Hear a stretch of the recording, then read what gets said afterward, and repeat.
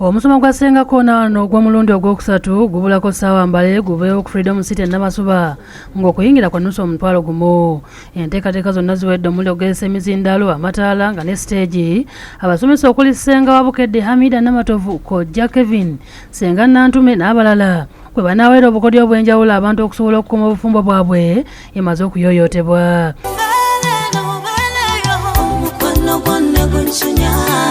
Omuyimbi ayimba ennyimba z'omukwano omuli Mbeera Eyo amanyiddwa nga Flash Love naye akunza abawagizi okujja mbungi. Mujje tubangulwe, mujje tuyige ensonga zonna tuzikuguke. By the way, nze Jendinyo era ngina bayimbira obuyimba bwange bwonna. Zirani Nabukeera ngo naye muyimbi agulidde abawagizi ba Bukedde Family tiketi za $200 nga Nuwa Mbaziira omukungaanya w'emboozi ezisanyusa mu lupapula lwa Bukedde abaddewo okuzifuna. Sazeewo okuwagira omusomo gwa Ssenga ugenda okubeera mu ennaku z'omwezi 3 olw'omukaaga luno.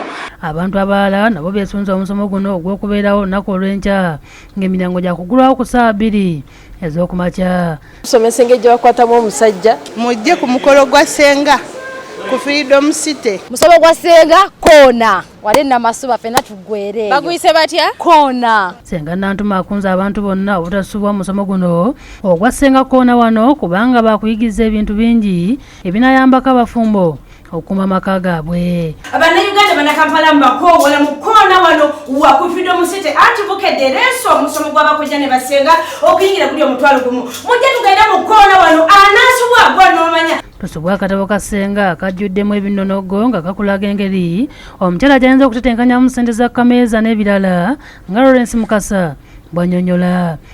Omukyala weteekateeka otya okuva ku ttale paka ewaka mu kisenge. Akatabo kano kali ku nnusu 50 zokka era keera bukeezi obeeko by'oyigamu. Mulimu obukodyo 13 obutengula omukyala omusajja obukodyo obwo badde obumanyi.